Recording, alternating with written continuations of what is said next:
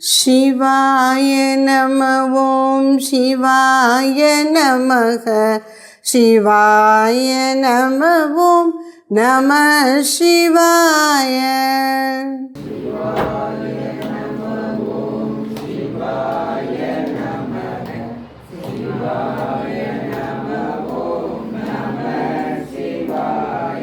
சிவாய நம ஓம் சிவாய நமக சிவாய நம ஓம் நம சிவாய.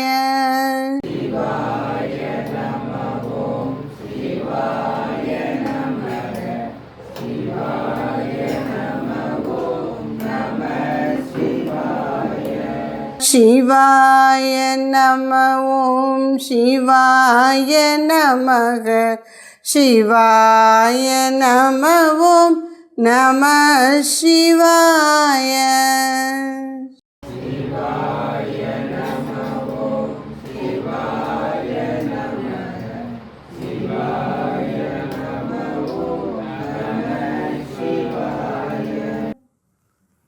ஹர நம பார்வதி பதயே.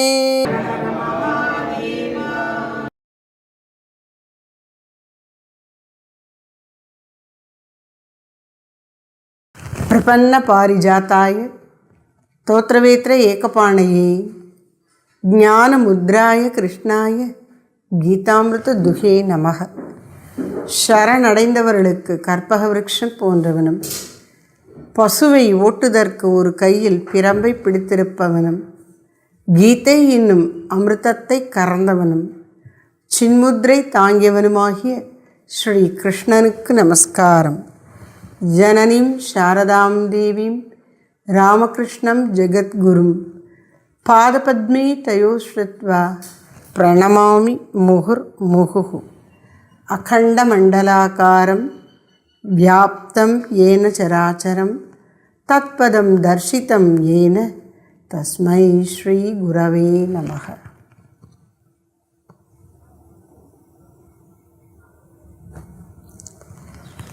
அனைவருக்கும் வணக்கம். அன்னையின் அருளால் இந்த 2023 ஆண்டுக்குரிய ஸ்ரீ தாயுமானவர் முற்றோதல் சிறப்பு அந்தர்யோகத்தினுடைய 4வது உபன்யாசமாக இப்பொழுது கிரியை என்ற தலைப்பின் கீழ் பராபர கண்ணியில் என்னென்ன பாடல்கள் உள்ளன என்பதை விளக்கமாக பார்ப்போம். அதில் 7 பராபர கண்ணிகள் சேர்க்கப்பட்டிருக்கின்றன கிரியைங்கிற தலைப்பில். முதல்ல அவற்றை பாராயணம் பண்ணிக்கொள்வோம். பக்கம் 49 இந்த புத்தகத்தில். பஞ்சசுத்தி செய்து நின்னை பாவித்து பூஜை செய்தால்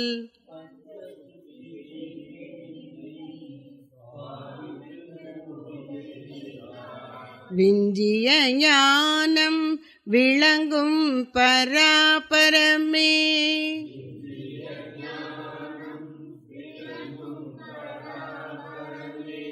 கெட்ட வழி ஆணவ பேய் கீழாக மேலான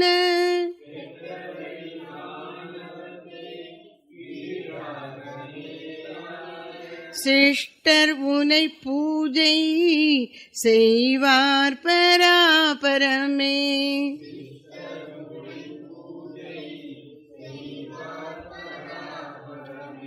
ஐவரோடும் கூடாமல் அந்தரங்க சேவை தந்த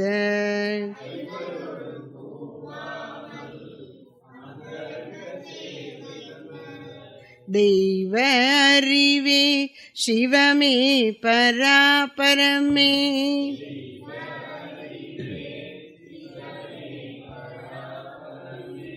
நெஞ்சகமே கோயில் நினைவே சுகந்தம் அன்பே.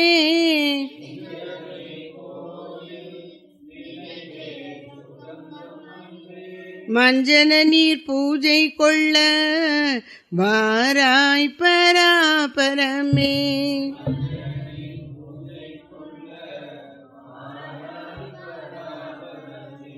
விண்ணுக்கும் விண்ணாகி மேவும் உனக்கு யான் பூஜை.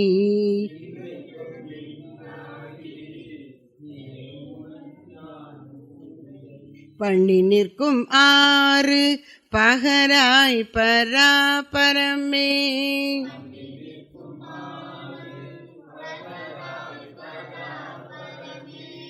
நாவழுத்தும் சொல் மலரோ நாளுதிக்கும் பொன்மலரோ.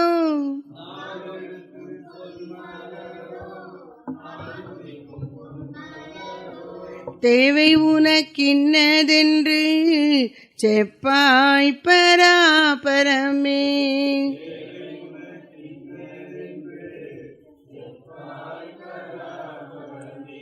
எச்சில் என்று பூவை இகழ்ந்தோர்க்கு உனை போற்ற.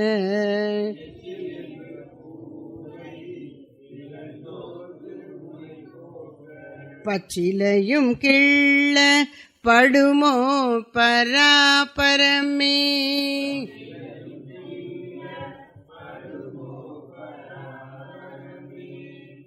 விளக்கம் பார்ப்போம். இந்த 7 பாடல்களை 5 தலைப்புகளாக சும்மா பிரிச்சுப்போம். முதல்ல பாடல் 154 பாஹ்ய பூஜைனா என்ன அப்படின்னு சொல்றார். அப்புறம் பாடல்கள் 151, 252 இந்த 2ல் மானச பூஜையை விவரிக்கிறார். அப்புறம் 152வது கண்ணியிலே பூஜை செய்வதற்கான தகுதி பூஜாரியாகி நமக்கு எப்படி இருக்கணும் அப்படின்னு சொல்றார். அப்புறம் பூஜைக்குரிய மலர் எது அப்படின்னு 247வது பாட்டில் சொல்றார். அது சரி, இப்படிலாம் ரொம்ப விஸ்தாரமாக கிரியையெல்லாம் சொல்கிறோமே, உன்னை பூஜிக்க முடியுமா இறைவா அப்படின்னு ஒரு கேள்வியை கிளப்புறார். இதில் 150, 92 ஆகிய கண்ணிகளிலே விளக்கமாக பார்ப்போம். முதல்ல பாஹ்ய பூஜைனா என்ன என்று 154வது பாடலிலே சொல்லுவதை பார்ப்போம். அந்த 154வது பாடல் என்ன? பஞ்ச சுத்தி செய்து நின்னை பாவித்து பூஜை செய்தால் விஞ்சிய ஞானம் விளங்கும் பராபரமே. காலையிலே குறிப்பிட்டேன், பூஜையில் 2 பகுதி இருக்கு. பாஹ்ய பூஜை, மானச பூஜை. பாஹ்ய பூஜை அப்படின்னா புறத்தில் செய்யப்படும் பூசை. மானச பூஜைன்னு சொன்னா மனதில் அகத்தில் செய்யப்படும் அக வழிபாடு. புற வழிபாடு, அக வழிபாடு. இதுல புற வழிபாட்டை பத்தி இந்த இதுல சொல்லியிருக்கார். என்ன சொல்றார்? பஞ்சசுத்தி செய்து பூஜை செய்ய முன்னால பூஜிக்கக்கூடிய பக்தன் தன்னை சுத்தப்படுத்தி கொள்ள வேண்டும். எப்படி? முதல்ல எப்போவுமே நம்ம பூஜை ரூமுக்குள்ளே குளிச்சா தான் உள்ளே நுழைவோம். அது சாதாரணமாக எல்லாருமே வச்சுருக்கக்கூடிய ஒரு நியமம் இல்லையா? அப்போ நம்ம சுத்தமாக தான் இருக்கோம். குளித்து விட்டு தூய உடைகளை அணிந்து அவரவர் சமய சின்னங்களை அணிந்து கொண்டு பூஜை ரூமுக்குள்ளே பக்தி ஸ்ரத்தையாக போகிறோம். அப்புறம் என்ன சுத்தி பின்ன அப்படின்னா, பூஜை அறையை உடலில் கூட்டி மெழுகி தொடச்சி எல்லாம் பண்ணி இந்த பூஜா பாத்திரங்களெல்லாம் ஏற்கனவே துலக்கி வைத்து அது சுத்தமாக இருக்கும். அதாவது வைக்க வேண்டிய இடத்துல வைத்துக்கொண்டு பூஜைக்கு உட்காருகிறோம். இப்போ எடுத்தவொடனே டக்குன்னு பூஜை பண்ணுறதில்ல. என்ன பண்ணணும்னா, முதல்ல பூஜை செய்ய போகிற உன்னை தூய்மைப்படுத்திக்கொள். உன்னுடைய உடலை, உன்னுடைய மனதை பூஜையில் ஈடுபடுத்துவதற்கு தயார்படுத்து. எப்படி தயார்படுத்தணும்னா, அங்கன்யாசம், கரன்யாசம் அப்படின்னு சொல்லுவாங்க. தீட்சை வாங்கி பூஜை பண்ணுறவங்க அதெல்லாம் சொல்லுவாங்க. என்ன அப்படின்னா, இந்த உடல் அங்கங்களை ஒவ்வொன்றாக தொட்டு இப்படி புல், ஹிருதயம், தோள்கள், காதுகள், கண்கள், புருவ மத்தி, இப்படி தலை, இதெல்லாம் தொட்டு இந்த உடல் உறுப்புகள் முழுவதும் இந்த பூஜைக்கே இப்போதைக்கு அர்ப்பணிக்கப்பட்டது ஆகட்டும் அப்படின்னு நினைக்கிறேன். வேற எண்ணங்கள் எதற்கும் இடம் கொடுக்காம என் உடல் தூயதாக பூஜையில் ஈடுபட்டிருக்கட்டும் அப்படின்னு முதல்ல உடலை தூய்மைப்படுத்தி பூஜையில் ஈடுபடுத்துவது, பூஜைக்கே ஒப்படைத்து வைப்பது, அது அங்கன்யாசம்.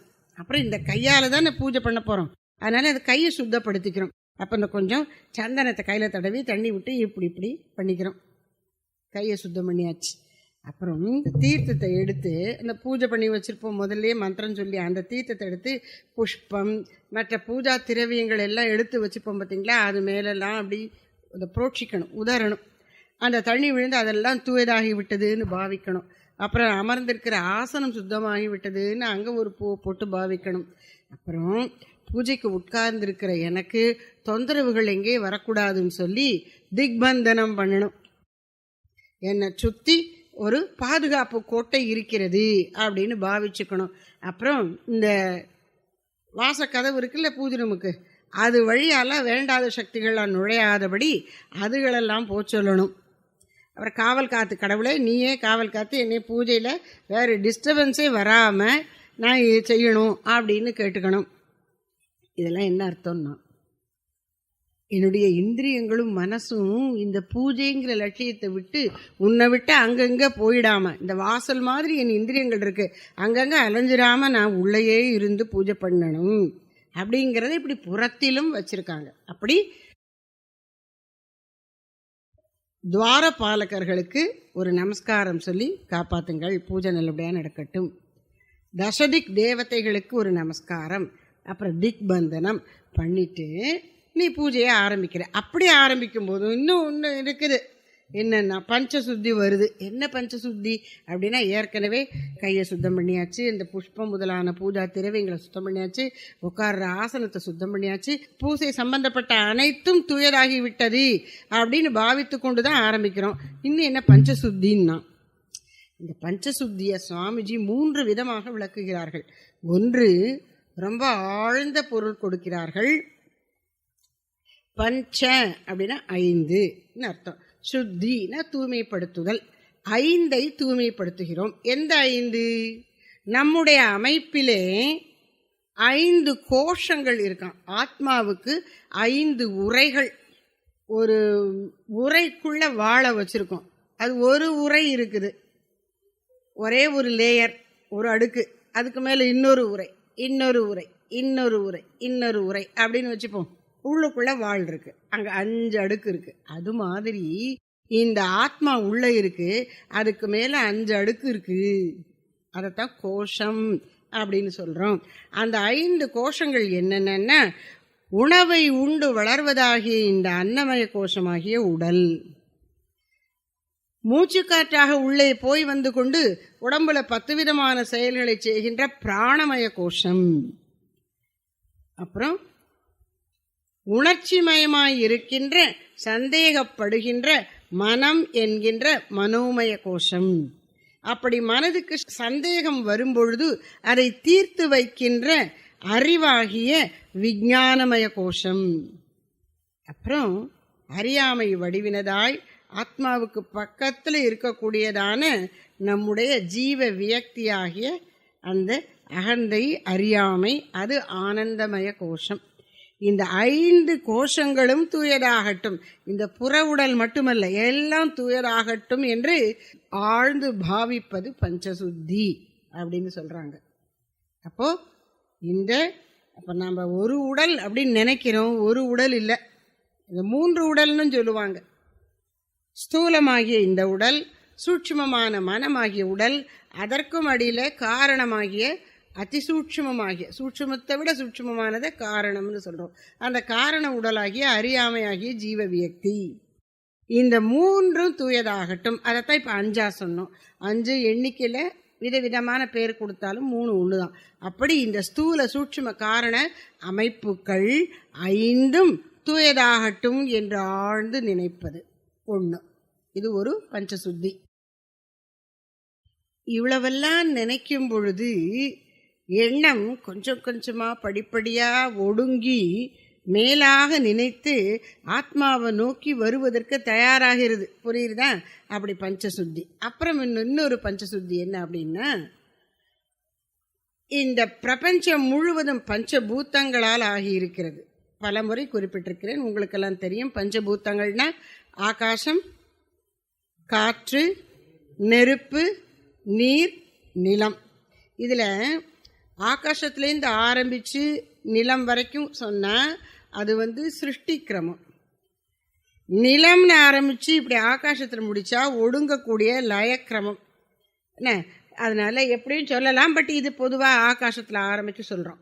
ஆகாசம், வாயு, தேஜஸ் அல்லது நெருப்பு, அப்புறம் அப்பு அல்லது நீர், அப்புறம் பிருத்திவி அல்லது நிலம்.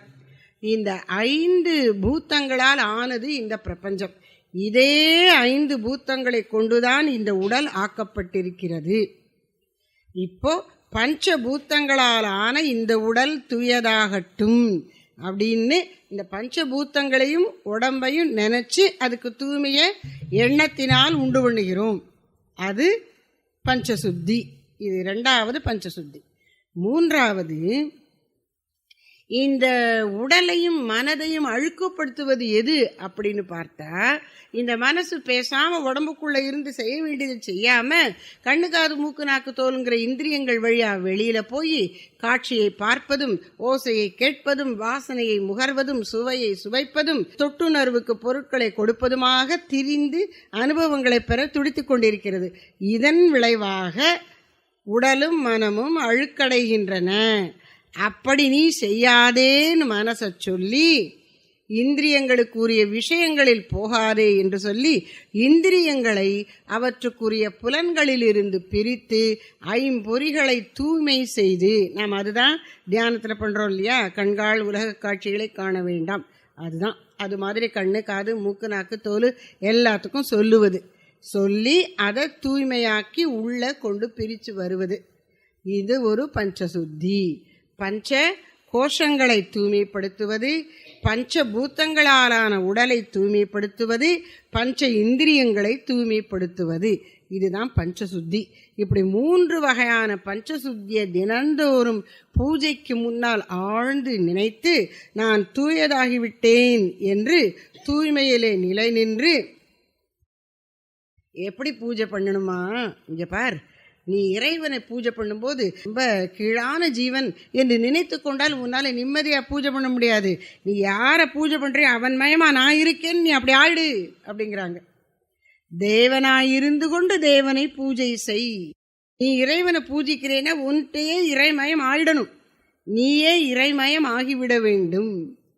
அப்படி உன்னை சரி அது ஆகிறது சாத்தியமானா அதுக்காகத்தான் நீ ஆக முடியுங்கிறத நினைவுபடுத்த தான் பூஜைன்னு வச்சுருக்காங்க. அப்போ உன்னுடைய மிக உயர்ந்த பகுதி எது? ஆத்மா. அதைத்தான் நீ தெய்வம்னு சொல்ற. தேவனாய் இருந்து கொண்டு தெய்வத்தை பூஜை செய்.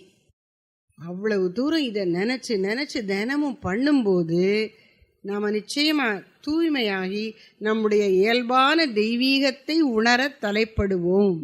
அதனால பஞ்சசுத்தி செய்து நின்னை பாவித்து, இப்படி சுத்தப்படுத்தினதுக்கு அப்புறம் என்ன செய்யணும்னா பாவித்து மனதால் ஆழ்ந்து எண்ணி. அதாவது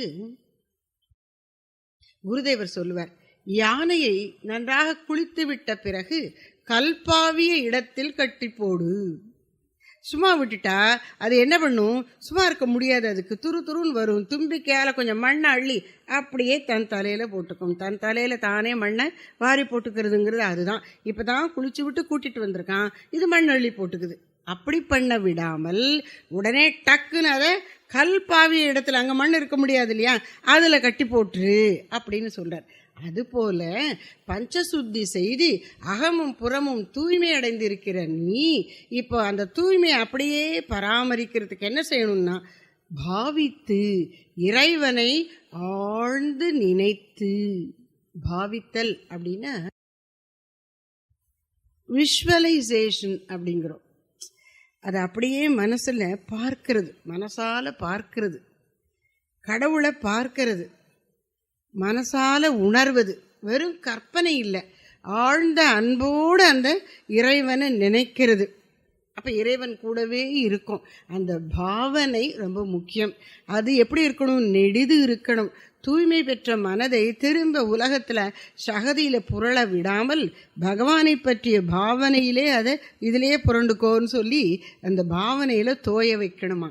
பாவித்து நீண்ட நேரம் தூய்மை பெற்ற இந்த மனதை நீண்ட நேரம் தெய்வ உணர்வில் ஊற வைத்து பஞ்சசுத்தி செய்து நின்னை பாவித்தால் என்ன ஆகும்? விஞ்சிய ஞானம் விளங்கும்.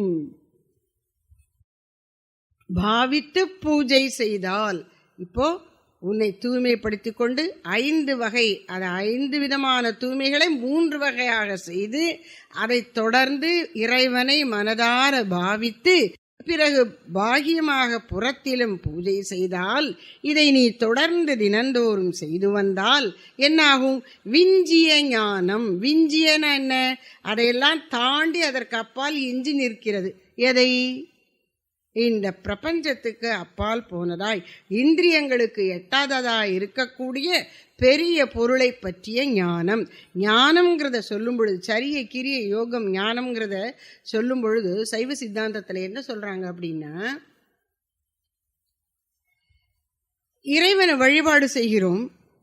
அப்படி வழிபடும் போது உருவம், அருவம், அருவுருவம் அப்படிலாம் 3 நிலைகளை வழிபடுறோம். இதையெல்லாம் தாண்டி எங்கும் நிறை பொருளாய் அறிவுமயமாய் அது இருக்கிறது என்று உணர்வது ஞானம். உருவத்தெல்லாம் கடந்த பெரிய பொருள் அவர். அவர் அறிவே வடிவாய் இருக்கிறார். அறிவாக இருப்பதால், உணர்வாக இருப்பதால் இந்த இடத்துக்குள்ள அந்த இடத்துக்குள்ள, இப்போ நீ வழிபாடு செய்யும்போது ஒரு விக்கிரகம், ஒரு படம் அப்படின்னு ஒரு பூஜை ரூமுக்குள்ள அடக்கி வைக்கிறீல்ல, அப்படிலாம் கிடையாது. எங்கும் நிறை பரம்பொருளாய் அறிவே வடிவானதாய் உணர்வே வடிவான சிவமயமாய் அது இருக்கிறது என்று உணர்வது. இதுதான் ஞானம். இறைவனை இப்படி அறியணும், அது ஞானம். அப்போ விஞ்சிய ஞானம் அப்படின்னா என்ன? வடிவங்களையெல்லாம் கடந்த பேருணர்வு பெரும் பொருள் என்று இறைவனை அறியக்கூடிய அந்த ஞானம் வாய்க்கும். அப்போ சாதாரணமாக புறத்திலே ஸ்தூலமாக துவக்குகிற பூஜை படிப்படியாய் உன்னை இந்த மேலாம் ஞானத்திற்கு தகுதிப்படுத்தும்னு சொல்றார். அதனால பூஜையை சாதாரணமாக நினைத்து விட வேண்டாம் அப்படின்னு ரொம்ப அழகாக கொண்டு போகிறார். அப்புறம் இது பாகிய பூஜை, வெளியிலே செய்யக்கூடிய பூஜை. இனி மானச பூஜை எப்படி இருக்கணும் அப்படின்னு சொல்கிறார். ஏன்னா இவ்வளவு பெரிய ஞானி, அவர் மானச பூஜையை சொல்லாமல் இருப்பாரா? என்ன சொல்கிறார்? நெஞ்சகமே கோயில், நினைவே சுகந்தம், அன்பே மஞ்சன நீர், பூஜை கொள்ள வாராய் பராபரமே. இறைவனை கூப்பிடுறார், எழுந்தருள பண்ணுகிறார். வாங்க பூஜைக்கு வாங்க. வீட்டுக்கு மரியாதைக்குரிய ஒருவர் வர, நாம் அவர் மேலே உண்மையிலே மரியாதை வச்சுருக்கோம். ஒப்புக்கோ பிரத்தியார் முன்னாடி நடிக்கிறதுக்கோ இல்லை, நிஜமாகவே நாம் அவங்கள மதிக்கிறோம். அப்போ அவங்க வந்தால் எப்படி சொல்லுவோம்? வாங்க வாங்க வாங்க அப்படின்னு ரொம்ப மரியாதையாக கூப்பிட்டு உட்கார்றதுக்கு ஒரு ஆசனம் கொடுத்து உட்காருங்கன்னு சொல்லுவோம். அது மாதிரி இறைவனை அழைத்து இதய பீடத்திலே அமரச் செய்கிறது. அதான் ஆவாகனம் பண்ணுவது, இறைவனுடைய சாநித்தியத்தை அழைப்பது. அப்படிங்க அழைக்கிறார். பூஜை கொள்ள வாராய். எதுக்கு நான் உன்னை கூப்பிடுறேன்? பூஜை பண்ண போறேன்னா அதுக்கு நீ அந்த பூஜையை ஏற்றுக்கொள்வதற்கு நீ என் இதயத்தில் வரணும். எப்படி பூஜை பண்ண போறேன்? எதெல்லாம் வச்சு பூஜை பண்ண போறேன்? என் இதயத்துக்குள்ளேயே உனக்கு நான் பூஜை பண்ண போகிறேன். நெஞ்சகமே கோயில். இறைவன் எழுந்தருளி இருக்கக்கூடிய அந்த இடத்தை, மூலஸ்தானத்தை, கர்ப்ப கிரகத்தை, கருவறைய இங்கே கோயில் என்கிறார். எந்த கோயில் இது? என் ஹிருதயமே கோயில். என் இதயமே உனக்கு கோயிலப்பா. நான் வெளியில் எங்கேயும் இல்லை, பூசலார் கட்டின மாதிரி என் இதயம்தான் உனக்கு கோயில். நெஞ்சகமே கோயில். அங்கே என்ன ஊதுபத்தி ஏற்றி வைத்திருக்கிறேன்? நினைவே சுகந்தம். பூஜையில் ரொம்ப விஸ்தாரமாக பண்ணலாம் எனக்கு முடியாது, நான் சிம்பிளாக பண்ணணும்னு நினைக்கிறேன் அப்படின்னா அதுக்கும் நமக்கு பெரியவங்க சொல்லி வச்சுருக்காங்க. 5 இருக்கணும் பூஜைனா, இந்த 5 இருக்கணும். என்ன? புஷ்பம், கந்தம், தூப்பம், தீபம், நைவேத்தியம். இது 5 இருக்கணும். சாமிக்கு பூ போடணும்ப்பா, அதனால் பூ கொஞ்சம் வச்சுக்கோ. சந்தனம் வைக்கணும்ப்பா, சந்தன குங்குமம், அதனால் கந்தம் வாசனை திரவியம் கொஞ்சம் வச்சுக்கோ. புஷ்பம், கந்தம், புஷ்பம், தூப்பம், சாம்பிராணி ஊதுபத்தி காட்டணும், அது வச்சுக்கோ. அப்புறம் தீபம், விளக்கேற்றுறது மட்டும் இல்லாமல் ஆரத்தி எடுக்கணும், அதுக்கு தயார் பண்ணிக்கோ. கற்பூரம், நெய்த்திரி, ஏதோ ஒன்று. அப்புறம் நெய்வேத்தியம் கொடுக்கணும். அதை வச்சுக்கோ. அவர் வந்து சாப்பிட்றாரா அப்படின்னு கேட்காத, அன்போடு அவற்றை காட்டு. நான் உனக்கு இதைத்தான் கொடுக்க விரும்புகிறேன், ஏற்றுக்கோ அப்படின்னு சொல்லி காட்டு அப்படின்னு நெய்வேத்தியம் வைக்கணும். அது எல்லாத்துக்கும் ஒரு அடையாளமாக இங்கே வந்து சுகந்தம், அந்த கந்தமாகிய சந்தனத்தை மட்டும் சொல்கிறார். அது என்ன சந்தனம்னா நினைவே சுகந்தம். இப்போ நினைவே சுகந்தம்னு சொன்னால் நல்லெண்ணம் தான் உனக்கு சந்தனம். இந்த மனசுல நல்ல எண்ணம் மட்டும்தான் இருக்கா? ஐயையோ, எப்படிப்பட்ட எண்ணங்களெல்லாம் இருக்கு, இது இறைவனுக்கு அர்ப்பணிக்கிற மாதிரி இல்லையே அப்படின்னு நினைச்சு நம்ம மனசை சரி பண்ணிட்டே இருக்கணும். ஏன்னா பாஹ்ய பூஜை ஒரு குறிப்பிட்ட நேரத்தில் தான் ஒரு நாளில் செய்கிறோம். ஆனால் இந்த மானச பூஜை எப்போ வேணாலும் பண்ணலாம். அப்படிங்கும்போது இந்த எண்ணம் வந்து சரியாக இருக்கணும். உனக்கு சமர்ப்பிக்கும் அளவுக்கு நல்ல வாசனை வீசுவதாக எண்ணம் இருக்கணும். சுகந்தம், நினைவே சுகந்தம். அபிஷேகத்துக்கு எந்த நீர்னா அன்பே மஞ்சன நீர். ஆனால் அந்த அன்பும் கூட எப்படி இருக்குன்னா, ஒரு அன்னைக்கு சொன்னேன் இல்லையா, அந்த ஒரு ஷாம்பூவை கொடுத்துட்டு 10 பேருக்கு பிரார்த்தனிக்கிற மாதிரி பலனை எதிர்பார்த்தா அது கலங்கல் தண்ணி ஆகிடும். சில சமயம் நம்ம இதில் ஆழ்துளை கிணறு அதில் வந்து தண்ணி வற்றி போச்சுன்னா அது மண் ஏறிடும் பாருங்க, தண்ணியோட மண் ஏறிடும், கலங்கலாக இருக்கும் நீர். அது மாதிரி இருக்கும் நம்ம மனசு. அன்பு சரியில்லைன்னா அதை போய் அபிஷேகம் பண்ணுறதுக்கு வச்சுக்கிறதா? அச்சோ, எனக்கு தூய அன்பை கொடு. அதை நம்ம அன்பு எப்படி இருக்குன்னு நமக்கு இருக்கிறத தனக்கு இருக்கிறது போல சொல்லியிருக்கார் மாணிக்கவாசகர். நாடகத்தால் உன்னடியார் போல் நடித்து நான் நடுவே வீடகத்தே புகுந்திடுவான் மிக பெரிதும் விரைகின்றேன் ஆடகச்சீர் மணிக்குன்றே. எப்படி அன்பு வேணும்? இடையரா அன்பு உனக்கு என் ஊடு அகத்தே நின்று உருக தந்து அருள் எம் உடையானே. அப்படி ஒரு அன்பு எனக்கு வேணுமப்பா, அதை கொடு. நான் இப்போ நடிப்பு அன்பு தான் வச்சுருக்கேன், எனக்கு நிஜ அன்பை கொடு அப்படின்னு அவர் கேட்குறார். அந்த அன்பே உனக்கு மஞ்சன நீர், அதை கொண்டு நான் அபிஷேகம் பண்ணுறேன், அது கலங்கலாக இருக்குது, எனக்கு நல்ல தண்ணியாக கொடு, சுத்த கங்காஜலம் போல என்னுடைய அன்பு இருக்கட்டும் என்று பிரார்த்தித்து கொண்டு அந்த அன்பினால் அவனுக்கு அபிஷேகம் பண்ணுகிறோம். அன்பே மஞ்சன நீர். இவர் இதில் நைவேத்தியம் சொல்லலை, அந்த 5 ஐட்டத்தில் 1 சொல்லிட்டார், மீதி 4 நாம் நினச்சிக்கலாம். எது நைவேத்தியம்னா நம்முடைய வாழ்க்கையே தான் பகவானுக்கு நைவேத்தியம். உண்மையான பக்தன் எனக்கு பகவானை தவிர வேற வேண்டாங்கிற நிலைக்கு வந்துட்டான்னா, காமிய பக்தியை விட்டுட்டான்னா, அவனுடைய திரிகரணங்களுமே அங்கே நைவேத்தியம். மனம் வாக்கு காயம், எண்ணம் சொல் செயல் 3ஐயுமே உனக்கு நைவேத்தியமாக படைக்கிறேன். அப்போ இது எப்பயுமே சுத்தமாக இருக்கணும், அதுக்கேற்றபடி இதெல்லாம் சரி பண்ணி கொடு என்று திரிகரணங்களையும் அவனுக்கு நைவேத்தியமாக படைக்கணும் மானச பூஜையில். இந்த மானச பூஜையை இன்னொரு இடத்துல விஸ்தாரமாக சொல்கிறார் தாய்மானவர். அது ரொம்ப அழகாக இருக்கும், சொல்லிடுற நேரம். ஆனால் என்ன, துள்ளும் அறியா மனது பலி கொடுத்தேன். இப்போ கோயிலில் நுழையும் போது பலிபீடத்தில் நமஸ்காரம் பண்ணிட்டு தான் உள்ளே போகணும், வேற எங்கேயும் நமஸ்காரம் பண்ணக்கூடாது, விழுந்து கும்பிடக்கூடாது. என்ன அர்த்தம்னா, இந்த பலிபீடத்தில் அகங்காரத்தை பலி கொடுத்து சுத்தமாக அங்கே போகணும்.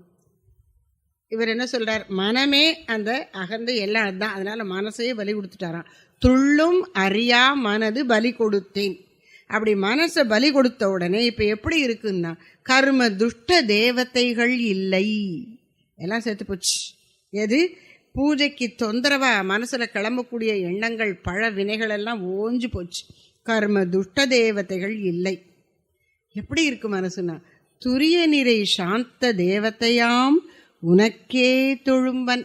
என்னுடைய ஒரே தெய்வமாகிய என் இஷ்ட தெய்வமாகிய நீ, என் இதய தெய்வமாகிய நீ சாந்த தேவதையாயிருக்கின்றாய்.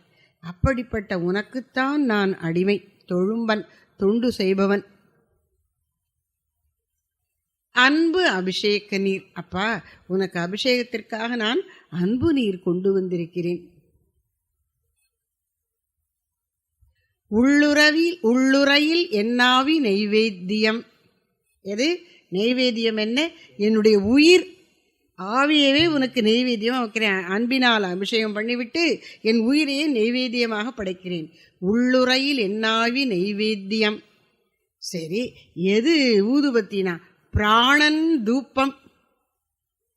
எது தீபம்னா? ஓங்கும் மதி தீபம். இந்த அறிவு எது நல்லது எது கெட்டதுன்னு வெளியில் உலக வாழ்க்கையில் ஈடுபடும் போது காட்டுகிறது. பிறகு அந்த அறிவையே உள்ள திருப்பும் போது அது நமக்கு, இந்த ஜீவனுக்கு இறைவனை காட்டுகிறது. ஓங்கும் மதி தீபம். எப்படி தீப வெளிச்சத்தில் நம்முடைய அந்த விக்கிரகத்தினுடைய முகத்தை அப்படியே ஆனந்தமாக தரிசிக்கிறோமோ, அதுபோல நல்லறிவானது விவேகமானது இந்த ஜீவனை அழைத்து கொண்டு தெய்வ சந்நிதிக்கு இட்டு சொல்லுகிறதாம். பிராணன் ஓங்கும் மதி தூப்ப தீபம். சரி, இது எவ்வளவு நாளைக்கு இந்த பூஜைன்னா? ஒரு காலமன்று இது சதாகால பூஜையாய் ஒப்புவித்தேன். கருணை கூர், கருணை கூர், என் மீது நீ அருள் கொள்வாயாக அப்படின்னு கேட்க முன்னால உனக்கு தகுதி இருக்கா அருளை பெறுவதற்குன்னு பார்த்து கொண்டு கேள் அப்படிம்பாங்க சுவாமிஜி. அவர் தனக்கு தகுதி இருக்கிறத காமிச்சிட்டார். ஒரு காலமன்றிது சதாகால பூஜையாய் இப்படி ஒப்புவிக்க தயாராயிட்டாலே இறைவன் அருளை பெறுவதற்கு அவர் தகுதி பெற்றுவிட்டார்னு அர்த்தம். ஒப்புவித்தேன் கருணை கோர். சரி, அவர் எப்படி இருக்கார்?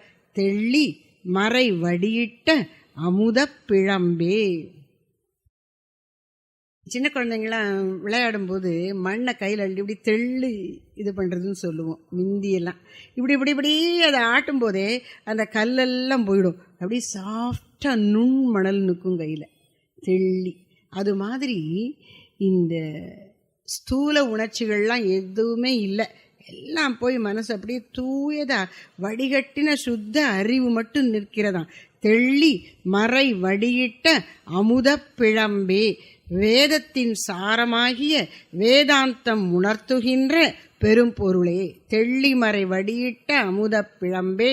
தெளிந்த தேனே, விளக்கமே வேண்டியதில்லை. தெளிந்த தேனே, ஜீனியே, பாகே, திவ்ய ரசம் யாவும் திரண்டொழுகு பாகே, தெவிட்டாத ஆனந்தமே. இப்படி ஒரே இனிப்பாக அடிக்கிட்டு போறி, அப்பா கொஞ்சத்துக்கு மேலே சாப்பிட முடியாது போல இருக்கேன். அப்படி இல்லை, இது தெவிட்டாது, தெவிட்டாத ஆனந்தமே.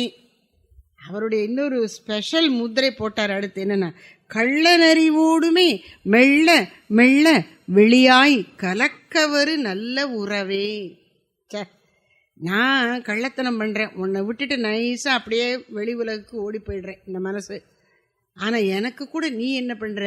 என்னை விட்டு அகலாமல் இதயத்திலேயே இருந்து என்னோடு சேர்ந்து இருக்க வருகின்ற என்னுடைய நல்ல நட்பாக உறவாக இருக்கின்றாய். கள்ளன் அறிவூடுமே மெல்ல மெல்ல வெளியாகி, கொஞ்சம் கொஞ்சமாக உன்னை வெளிப்படுத்தி உணர வைத்து, கள்ளன் அறிவூடுமே மெல்ல மெல்ல வெளியாகி கலக்க வரும் என்னோடு சேர்ந்து என்னை விட்டு பிரியாது இருக்க வருகின்ற நல்ல உறவே. கருதறிய சிற்சபையில் ஆனந்த நித்தமிடு கருணாகர கடவுளே. இப்படி நீ மானச பூஜை பண்ணு. அப்போ விஞ்சிய ஞானம் பாகிய பூஜைக்கே வருமே. இப்படி ஒரு மானச பூஜை பண்ணினா அந்த ஞானம், ஞானம்ங்கிறதும் ஞானிங்கிறதும் ஒண்ணுதான். ஞானம்ங்கிறது இறைவன், ஞானம்ங்கிறது நம் உண்மை வடிவு, அதுவே இன்று நிற்குமா. அதனால பாகிய பூஜையை மானச பூஜையை இப்படி அழகா சொன்னார். அப்புறம் மானச பூஜைக்கு இன்னொரு விளக்கம் கொடுக்கிறார். இந்த பராபரக்கண்ணிலேயே 252வது பாடல். ஐவருடும் கூடாமல் அந்தரங்க சேவை தந்த தெய்வ அறிவே சிவமே பராபரமே. இந்த மானச பூஜையில் என்ன பண்ண போறோம்னா, இப்போ தியானத்தில் என்ன பண்றோம்? முதல்ல உடலை அமைதிப்படுத்துறோம், அப்புறம் பிராணனை சீர்படுத்துகிறோம். உடல் அமைதியாக இருக்கிறது, பிராணன் சீராக இயங்குகிறது. அப்புறம் என்ன பண்றோம்? இந்திரியங்களை அமைதிப்படுத்துறோம். அதைத்தான் இங்க சொல்றார். ஐவரோடும் கூடாமல், இந்த 5 பேரோட சேராத, அது சரியான நட்பு இல்லை, விட்டுருன்னா. யாரு? இந்திரியங்கள்.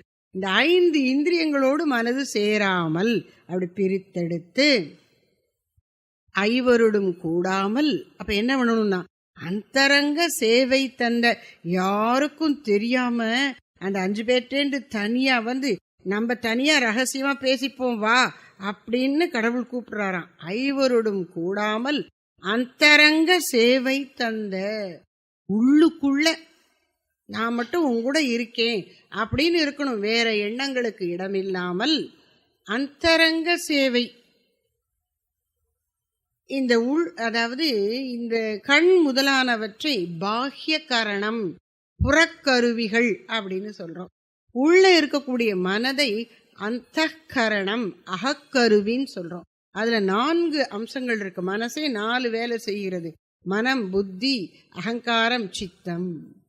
இந்த 4ம் இறைவனுக்கு சேவை பண்ணணுமா. சித்தம்ங்கிறது என்ன? எண்ணங்கள் அனைத்தின் பதிவு. ஒரு நினைப்பு நினைக்கிறோன்னா அது அப்படியே போயிடாது, ஒரு பதிவை விட்டுட்டு தான் போகும். அதுதான் சேர்ந்து நம்முடைய இயல்பு ஆகின்றது. அப்போ இந்த சித்தத்துல விதவிதமான எண்ணங்கள் எழுகின்றன. எப்பொழுதோ எண்ணி வச்ச எண்ணங்கள் எல்லாம், அந்த எண்ணங்கள் எல்லாம் இறைவனை பற்றியது ஆகும்படி இறைவனை, அதாவது நல்ல விழிப்போடு இருக்கும்போது நல்ல எண்ணங்களையும் இறைவனை பற்றிய தெய்வீக எண்ணங்களையும் போட்டு போட்டு ஆழ்மனசும் இறைவன் நிறைந்திருக்கணும். அந்த ஒரு பாட்டுல வரும், அது எனக்கு ரொம்ப பிடிக்கும். என்னது?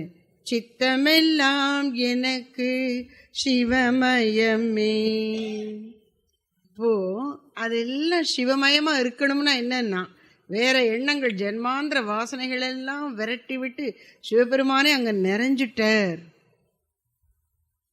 ஒரு மகான் என்ன பண்ணாராம், இந்த ஆழ் மனசுல என்ன இருக்கு அவர் தன்னைத்தானே சோதிச்சு பார்க்குறார். நான் இந்த கான்ஷியஸ் மைண்டுங்கிற இந்த மேல் மனசு நல்லா தான் இருக்கு, அதில் தப்பு கிப்பு ஒன்றும் இல்லை. ஆழ் மனசில் ஏதாவது ஒருவேளை வேண்டாதது கீண்டாதது ஒட்டி இருந்தா என்ன பண்ண, அதை செக் பண்ணணுமே அப்படின்னு பார்த்தார். அப்போ அவர் இந்த சித்திகள் எல்லாமும் கொஞ்சம் தெரியும், இந்த இயற்கை இதெல்லாமும் பார்த்துருக்கார். அதனால் அவர் என்ன பண்ணிட்டார், இந்த ஒரு இலை ஒன்று வச்சுக்கோங்க, அதை சாப்பிட்டா பைத்தியம் முடிச்ச மாதிரி பேச ஆரம்பிச்சிருவாங்களாம். மனசுக்குள்ளே இருக்கிறதெல்லாம் உளறிக்கிட்டே இருப்பாங்களாம். தன் சிஷியர்களெல்லாம் கூப்பிட்டாராம், நான் இதை சாப்பிட போகிறேன், இப்போ ஏதாவது உளருவேன், நான் என்ன உளர்றேன்னு அதை எழுதி வைங்க நீங்கன்ட்டாராம், தன் மனசு எப்படி இருக்குன்னு தெரிஞ்சுக்கிறதுக்கு. ஆனால் இந்த பைத்தியம் வருதில்ல, அதுக்கு முறிக்கக்கூடிய மருந்தும் அவருக்கு தெரிஞ்சிருச்சு. அந்த இலையும் கொடுத்துட்டார். கொஞ்ச நேரம் இப்படி நான் உளறின அப்புறம் இதை கொடுத்துரு, எனக்கு சரியாயிடும்னாராம். எவ்வளோ ஒரு தில்லு பாருங்க, டெஸ்ட்டு என்ன மாதிரி டெஸ்ட் வைக்கிறார். அப்புறம் சரின்னுட்டு அதை சாப்பிட்டாராம், உளர ஆரம்பிச்சிட்டாராம். உடனே அவங்கெல்லாம் கிடுக்கிடுன்னு எழுதி வச்சாங்களாம். அது என்ன அப்படின்னா, 30 ஸ்லோகத்தில் சிவபெருமானை எப்படி பூஜை பண்ணுறதுன்னு அப்படி பூஜையைத்தான் சொல்லியிருக்கார். முழுக்க முழுக்க என்ன அவருக்கு, சித்தமெல்லாம் எனக்கு சிவமயமே. அப்போ ஆழ் மனசில் கூட அது இருக்கும்படி நாம் நல்லெண்ணங்களை நினைவோடு இருக்கும்போது போட்டுக்கிட்டே இருந்தால் நினைவுக்கு அப்பாற்பட்ட அந்த ஆழ் மனசுலையும் அந்த நல்லெண்ணமே போய் நிறைந்து விடும். அப்போது அது அப்படி இருக்கணும். எதுக்கு சொல்ல வரேன், இப்போ நம்ம தியானம் பூஜை பண்ணும்போது ஏதாவது ஒரு எண்ணம் சம்பந்தம் இல்லாமல் கிளம்பி வருது, அது சித்தத்துலேருந்து வருது. அப்படி வர்ற எண்ணமும் தெய்வத்தை பற்றினதாக இருக்கணும். அப்போ அதை அப்படி வச்சுக்கணும். அப்புறம் அகங்காரம், வெளி உலகில் நான் பெரிய ஆளு, நான் சொன்னதை கேட்காம நீங்கள் என்ன பண்ணிகிட்ருக்க அப்படிங்கிறோம். அந்த அகங்காரமெல்லாம் எப்படி இருக்கணும், நான் பக்தராஜன், எல்லாரையும் அதிகாரம் பண்ணக்கூடிய ராஜா இல்லை, நான் பக்தர்களுக்குள் தலைவன். ஏதாவது ஒரு தலைவனாக இருக்கணும்னா எல்லாரையும் நான் பெரிய ஆளாக இருக்கணுங்கிற எண்ணம் இருந்தால் இப்படி நான் பக்தராஜன், நான் தொண்டர்களுக்குள் தலைவன் அப்படி நினச்சிக்கோ. அப்போது நம்முடைய அகங்காரத்தையும் ஆண்டவனோடு இணைத்து விட்டோம். அப்புறம் சித்தம், அகங்காரம், புத்தி அது நல்ல அறிவாய் இருந்து இறைவனை காட்டட்டும். மனசு விருப்பு வெறுப்புகளுக்கு உட்பட்ட இந்த மனதானது அந்த விருப்பு வெறுப்புகளை விட்டுவிட்டு இறைவனை நாடட்டும், அல்லது இறைவன் மீது விருப்பு கொண்டு இறைவனை மறக்க செய்யும் உலக விஷயங்களில் வெறுப்பு கொண்டு மேலும் மேலும் பக்தியில் ஆழட்டும். இப்படி மனசனுடைய இந்த 4 அம்சங்களையும், மனம், புத்தி, சித்தம், அகங்காரம் 4ஐயும் இறைவனோடு சம்பந்தப்படுத்தியே பழக்கி, அதுதான் என்னாகுமா, அப்படிப்பட்ட அந்த கரணம் இறைவனை மானச பூஜையாக அக வழிபாடு செய்யும் போது அது சரியான அந்தரங்க சேவை. ஐவரோடும் கூடாமல் அந்தரங்க சேவை தந்த தெய்வ அறிவே. இதை எப்போ இப்படி செய்ய முடியும்னா, நல்ல புத்தி வரணும். யாராவது ஏதாவது தப்பு பண்ணிட்டா, என்ன உனக்கு புத்தி இருக்கா இப்படி பண்ணுறிய அப்படிங்கிறோம். அப்போ நல்லது பண்ணணும்னா நல்ல புத்தி இருக்கணும், புத்தி இல்லாட்டா தப்பாக பண்ணிடுவோம். இப்போ இறைவனை, இந்திரிய சுகங்களை நாடாமல் இறைவனை நாடி உள்ளத்துக்குள்ள பூஜை பண்ணி அவனோடு இருக்கணும்னு சொன்னா அதுக்கான நல்ல புத்தி இருக்கணுமே. அந்த நல்ல புத்திக்கு சாமி சொல்றார், தெய்வ அறிவே சிவமே பராபரமேங்கிறார். அந்த நல்ல அறிவை நீதான் தரணும். தெய்வ அறிவு நீதான். தெய்வ அறிவுங்கிறது என்ன? புத்தி சம்யோகம். பகவத்கீதையில சொல்றார் ஸ்ரீகிருஷ்ண பரமாத்மா, நான் என்னை உண்மையாக வணங்குகிற பக்தர்களுக்கு புத்தி யோகம் அருளுகிறேன். அதன புத்தி யோகம், உத்தியோகம் இல்லை, புத்தி யோகம். உத்தியோகம்னா வேலை பார்க்கறது, இது புத்தி யோகம். என்ன புத்தி? நல்லறிவு இறைவனோடு சேருகிறது, இந்த உயிரை இறைவனோடு சேர்த்து வைக்கிறது, இதுதான் புத்தி யோகம். அத புத்தி சம்யோகம், நல்ல இணைப்பு இறைவனோடு சேருகிறது, அதனால புத்தி சம்யோகம். அந்த நல்ல அறிவு எப்படிப்பட்ட அறிவு? தெய்வத்தோடு சேர்த்து வைப்பதால் அதுவே தெய்வ அறிவு. தெய்வ அறிவே புத்தி சம்யோகமே சிவமே. நீதாயா அந்த அறிவு, நீயே எனக்கு அந்த அறிவாக வந்து உன்னை நினைக்க அருள் புரி. தெய்வ அறிவே சிவமே பராபரமே. அப்ப இந்த மானச பூஜையில என்ன சொல்லிட்டா, அதுல என்னென்ன பொருளை பயன்படுத்துவேன் மானச பூஜையில அப்படின்னு சொன்னார். எப்படிப்பட்ட தகுதியோடு மானச பூஜை பண்ணுவேன் அப்படின்னு 252வது பாடல்ல சொல்லுகிறார். ஐவருடும் கூடாமல் அந்தரங்க சேவை தந்த தெய்வ அறிவே சிவமே பராபரமே, உனக்கு நெஞ்சகமே கோயில், நினைவே சுகந்தம், அன்பே மஞ்சன நீர், பூஜை கொள்ள வாராய் அப்படின்னு உள்ள வச்சு பூஜை பண்ணி ஆனந்தமா இருக்கணும். தியானத்துக்கு சாமி ஒரு அழகான விளக்கம், சிறு விளக்கம், ரொம்ப பொருத்தமான விளக்கம் கொடுப்பாங்க அந்தர்யோகத்தில். என்ன செய்யணும்? நாம் வழிபடும் மூர்த்தி, நம்முடைய இஷ்ட தெய்வம் நம் இதய கமலத்திலே சுயஞ்சோதியாக ஆனந்த ஸ்வரூபியாக வீற்றிருக்கிறார் என்று உணர்ந்து அந்த உணர்விலே ஆழ்ந்து மூழ்குவது தியானம். அப்போ வீட்டுக்கு அந்த பெரிய மனுஷ விருந்தாளியை வரார், அவருக்கு நல்ல இடத்துல ஒரு சோஃபால அப்படி உட்கார வச்சு அப்படியே முன்னாடி நம்ம பவ்யமா உட்கார்ந்துக்கிறோம். அது மாதிரி இதயத்துல இறைவனுடைய சாநித்தியத்தை உணர்ந்து இறைவன் முன்னாடி அப்படியே உட்கார்ந்துக்கணும். தான் தியானம். இது எப்போன்னா மானச பூஜை பண்ணிட்டு அப்படியே இருந்துக்க வேண்டியது. புத்தி சம்யோகம் இருந்தா இந்த மானச பூஜை நல்லா நடக்கும்.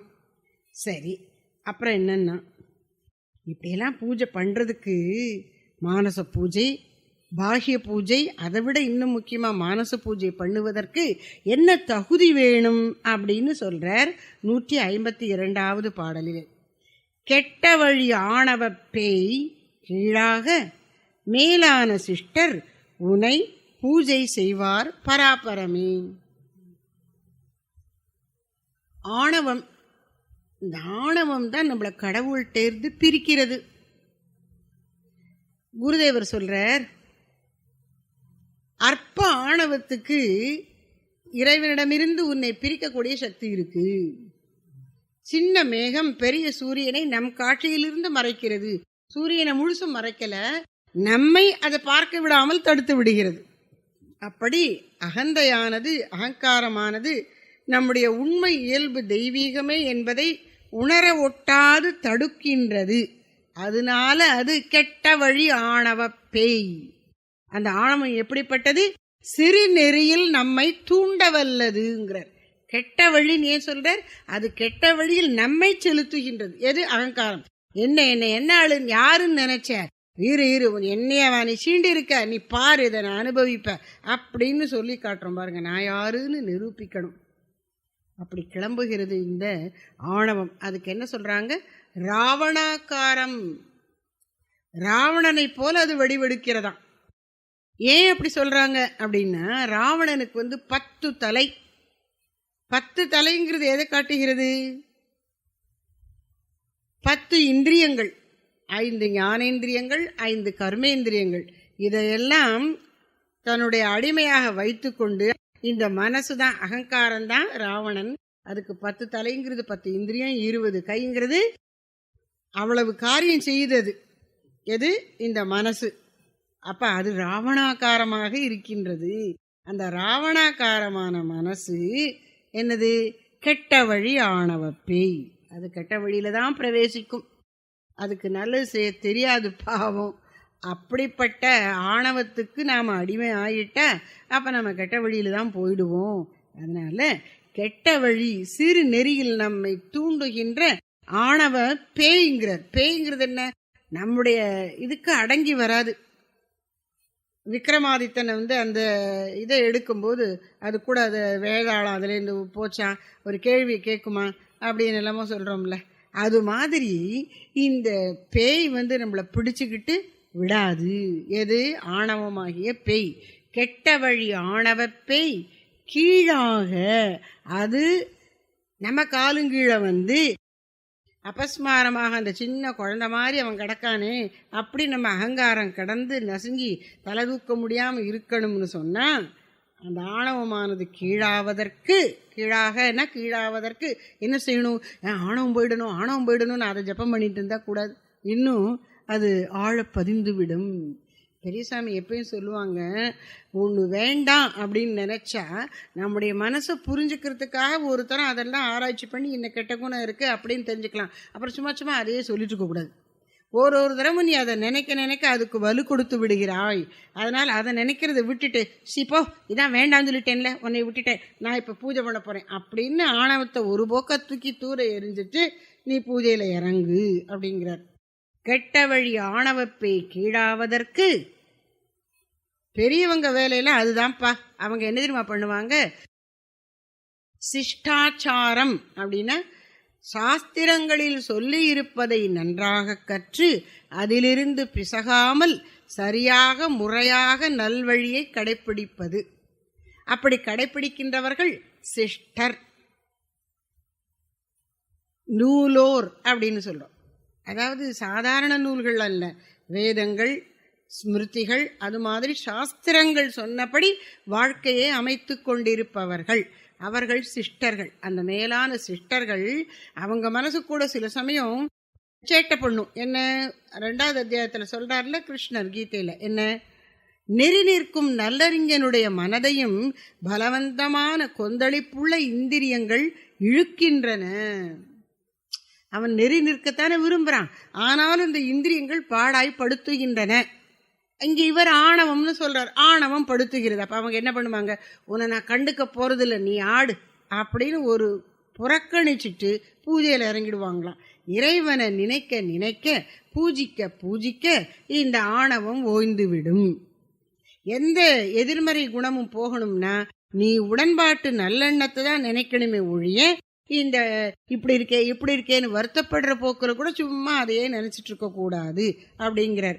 அதனால கெட்ட வழி ஆணவப்பை கீழாக மேலான சிஷ்டர் உன்னை பூஜை செய்வார். பராபரமே இறைவா, உன்னை இவர்களெல்லாம் பூஜிக்கிறார்கள், அதனால நானும் உன்னை அப்படி பூஜிக்கணுமப்பா, அதற்கு நீ அருள் புரி என்று மானச பூஜைக்கு நம்ம எப்படி தயார்படுத்தி கொள்ளணும் அப்படின்னு சொல்றார். இன்னும் ஒரு 3 இருக்கு, முடிஞ்ச அளவு பார்ப்போம். இப்படி பூஜை பண்ணணும்னு சொன்னா நம்ம பார்த்தோம், குறைஞ்சபட்ச ஒரு பூஜை, மினிமல் பூஜைக்கு பூ போடணும் அப்படின்னோம்ல. ஆமாம், இந்த மானச பூஜைக்கு என்ன பூ? மானச பூஜை பாஹ்ய பூஜை ரெண்டுமே வச்சுக்கலாம். பூஜையில் என்ன பூ போடணும் சொல்லுங்க? தூய வெண்மையான மலர், குறிப்பாக அதுவும் சிவனாருக்கு வெண்மையான புஷ்பம் போடணும், தும்பப்பூ மாதிரி அப்படின்னு சொல்கிறோம். நந்தியாவட்டை, அப்புறம் தும்பை,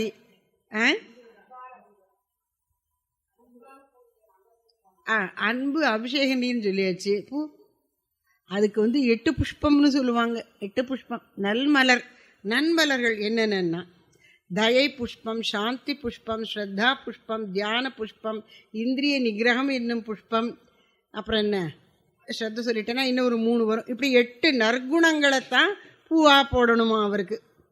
8 நற்குணங்களை பூவாக போடணும். அப்படி பூ வேணும். அந்த பூ இது ஒரு விளக்கம். இங்கே அவர் 2 பூ சொல்கிறார். நம்ம சாதாரணமாக சொல்லக்கூடிய மரஞ்செடி கொடிகளிலே பூத்த புஷ்பங்கள், அப்புறம் இன்னொன்று இது பாமாலை, பூமாலை, பாமாலை. இதில் எது அவருக்கு பிடிக்கும் அப்படின்னு அதை சொல்கிறார். அப்படின்னு நீங்களாம் சரியாவே ஊகிச்சிட்டீங்க. ஆனாலும் அவர் சொல்றதை பார்த்துருவோமே. நாவழுத்தும் சொல் மலரோ, 247வது பாடல், பக்கம் 50. நாவழுத்தும் சொல் மலரோ, நாள் உதிக்கும் பொன்மலரோ, தேவை உனக்கு இன்னது என்று செப்பாய். அதாவது ரொம்ப உரிமையா பகவானுக்கு பூஜை பண்ண வந்துட்டார். அப்பா உனக்கு என்ன வேணும் சொல்லு. குழந்தை வந்து அப்பாட்டே கேட்கும், உனக்கு என்ன வேணும் நான் வாங்கிட்டு வரேன் சொல்லு அப்படின்னு. அப்பா பரிசுலேருந்தே ஒரு 10 ரூபாய் எடுத்துக்கிட்டு உனக்கு என்ன வேணும் நான் வாங்கிட்டு வரேன்னு கேட்குது. அது மாதிரி உனக்கு என்ன வேணும் சொல்லு, என்ன பூ வேணும், பூ மாலை வேணுமா பாமாலை வேணுமா, என்ன மாலை வேணும் அப்படின்னு கேட்குறார். நாவழுத்தும் சொல் மலரோ, இந்த நாவினால் உன் பெருமைகளை போற்றி பாடுவது ஒரு நல்ல பூஜை. அதுதான் இந்த நாவு இருப்பதனுடைய பிரயோஜனம். இறைவன் புகழை அது பாடணும், அதுக்காகத்தான் அது இருக்கு. நாவழுத்தும் சொல் மலரோ, நாள் உதிக்கும் பொன்மலரோ. தினந்தோறும் சூரியன் உதிக்கிற மாதிரி காலையில் இந்த பூக்கள்லாம் அழகா அப்படி வரும். அந்த மலரக்கூடிய தினந்தோறும் கிடைக்கக்கூடிய அந்த புத்தம்புது மலர்கள், அதை பறித்து மாலை கட்டி போடவா, அந்த மாலை வேணுமா, இந்த பாமாலை வேணுமா, தேவை உனக்கு இன்னது என்று செப்பாய். அதாவது பூஜையில் வைஷ்ணவ சம்பிரதாயத்தில் இந்த பேர் சொல்லுவாங்க. சைவ அனுஷ்டானத்தில் இது இருக்கும்னு நினைக்கிறேன். நித்திய அனுஷ்டானம் நித்திய அனுசந்தானம்னு 2 இருக்கும்.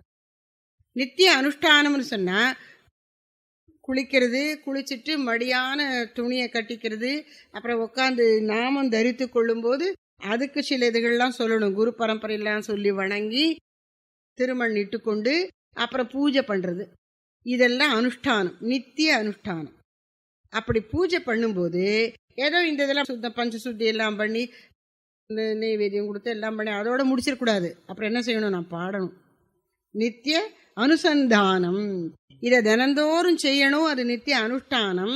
அதனுடைய முடிவில் பாடணும். சைவத்தில் என்ன சொல்ல, பஞ்சபுராணம்னு அவ்வளவு பாடல்கள் இருக்கு திருமுறைகளில். கொஞ்சம் செலக்டடாக கொஞ்சம் கொஞ்சம் எடுத்து வச்சு ஒரு நாளைக்கு 5ஐயும் பாடிடணும் அப்படின்னு ஒரு கணக்கு. தேவாரத்துலேருந்து 1, அப்புறம் திருவாச்சகத்துலேருந்து 1, பல்லாண்டுலேருந்து 1, நடுவில் இன்னும் 2, இந்த 5ஐயும் பாடிடணும். அது மாதிரி வைஷ்ணவ சில இதுகள்லாம் நியமங்கள் வச்சு சில பாடல். இது என்ன, சொல்மலர், நாவழுத்தும் சொல்மலர். நான் சொன்னதில்லை, எனக்கு கூட சொல்ல தெரியாதுப்பா, உன்னை சரியா போற்றி புகழ தெரியாது. ஞானிகள் மகான்கள் உன் அருள் பெற்றவர்கள் பாடினது, அதை பாடுறேன் அப்படின்னு நாம் அதையே பாடிக்கொண்டே இருந்தால் கூட நாளடைவில் நம்முடைய நாவும் மனமும் திருந்தி நாமும் அவங்கள போல சொல்லிடலாம். அதை தினமும் அவருக்கு பூமாலை பாமாலை 2ம் போடணும். கோயில்லையுமே பூஜை முடியும் போது ஓதுவார் பாடுவார் பாருங்க. அதுக்கு முன்னாடி 4 வேதங்கள்லேருந்து முதல் மந்திரத்தை மட்டும் சொல்லுவாங்க, வேத மந்திரம். அது ஓதினதுக்கப்புறம் இவர் ஓதுவார் தமிழில் இருக்கக்கூடிய தமிழ் வேதங்களாகிய பாடல்களை பாசுரங்களை பாடுவார். அப்புறம்தான் நமக்கு தீர்த்தம் அதெல்லாம் கொடுப்பாங்க. அதுதான் பூஜை முறை. அதனால் அவர் கேட்குறார், உனக்கு என்ன வேணும்ப்பா, நாவழுத்தும் சொல்மலரோ, நாள் உதிக்கும் பொன்மலரோ, தேவை உனக்கு இன்னது என்று செப்பாய். 2ம் போட்டுரு, அதான் விஷயம் இல்லையா. இதை 1 கொடுக்குறதுங்கிறது இல்லை, 2ம் கொடுத்துடணும் அவருக்கு. ஆமாம், இப்படிலாம் ஆசையாக பூஜை பண்ணுறோம் இல்லைங்கள. உண்மையிலே இறைவா உன்னுடைய தன்மையை நினைச்சா உன்னை எப்படி பூஜை பண்ணுறது அப்படின்னு அவருக்கு திகைப்பு விடுகிறது. அவருடைய உண்மை தன்மை, அவர் எப்படி உண்மையிலே பெரியவர் இறைவன் அப்படின்னு நினைச்சு பார்க்குறாராம்.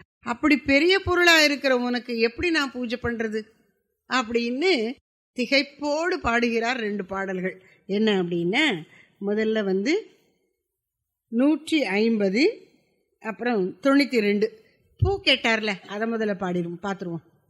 உனக்கு பூமாலை போடவா பாமாலை போடவா அப்படின்னார். 2மே போட்டுறேன் அப்படின்னு சொல்லிட்டார் கடவுள். சரின்னு இவர் 2ம் போட போகிறார். போனா, எச்சில் என்று பூவை இகழ்ந்தோர்க்கு உன்னை போற்ற பச்சிலையும் கிள்ளப்படுமோ பராபரமே. உன்னை போற்றி துதிப்பதற்காக அர்ச்சனை பண்ணுவதற்கு, அர்ச்சித்தல்னா என்ன, மலர் தூவி இறைவன் புகழை வாயால் சொல்லிக்கொண்டு கையால் பூவை போடுறது தான் அர்ச்சனை. அதுக்காக பூ பறிக்க போகிறார்.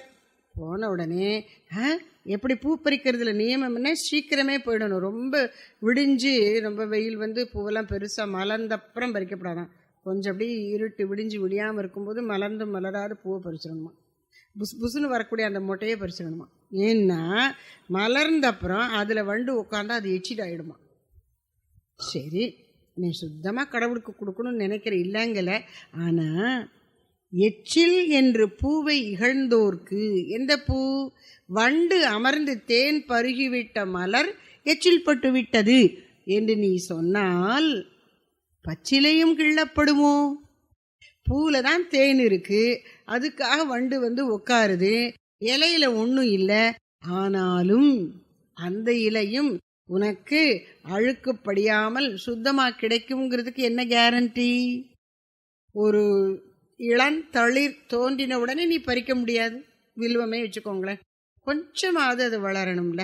அப்படி ரொம்ப கொழுந்த சிவப்பு கொழுந்தா பறிக்க மாட்டோம், கொஞ்சம் பெருசாக இருக்கணும். அது அப்படி ஒரு 2-3 நாளாவது அது இருக்கணும்ல, வளர்ந்தாதான் அது பூஜைக்கார மாதிரி பெருசாக இருக்கும். அதுக்குள்ள ஏதாவது பூச்சி அது மேலே உட்காராதுன்னு என்ன நிச்சயம்? பூச்சியே உட்காரலன்னு வச்சுக்கோங்க, வீசுகிற காற்றுல அழுக்கு இருக்குது, அப்போ அசுத்தமான காற்று அது மேலே பட்டுச்சுனாலும் அந்த இலை அழுக்காயிடுச்சு. அப்போது இப்படி நீ ரொம்ப சுத்தம் பார்த்தீன்னா எந்த இலைய கூட கிள்ளி போட முடியாது பகவானுக்கு. எச்சில் என்று பூவை இகழ்ந்தோர்க்கு உன்னை போற்ற பச்சிலையும் கிள்ளப்படுமோ பராபரமே. அதனால நீ என்ன செய்யணும்? பூக்களையும் இலை தழைகளையும் இறைவனை போற்றுவதற்கு பயன்படுத்தி கொள்வதற்காக பறித்தெடுக்கும் போது ரொம்ப நீ இப்படியெல்லாம் பார்க்காத, ஓரளவுக்கு குற்றமற்றவையா அவற்றை எடுத்து கழுவி சுத்தமாக வச்சுக்கோ. அதனால தான் நீ இந்த பூஜா திரவியங்கள், புஷ்பம் முதலான பூஜா திரவியங்கள் எல்லாம் சேகரித்து வச்ச உடனே அதன் மீது அந்த நீரை புரோட்சிச்சு அதை சுத்தப்படுத்துற. புரியுதா? அப்போ எச்சில் என்று நீ இகழ வேண்டாம். அதை என்ன செய்யணும்? மந்திரத்தால் சுத்தப்படுத்தி கொண்டு பூஜைக்கு பயன்படுத்தி விடு.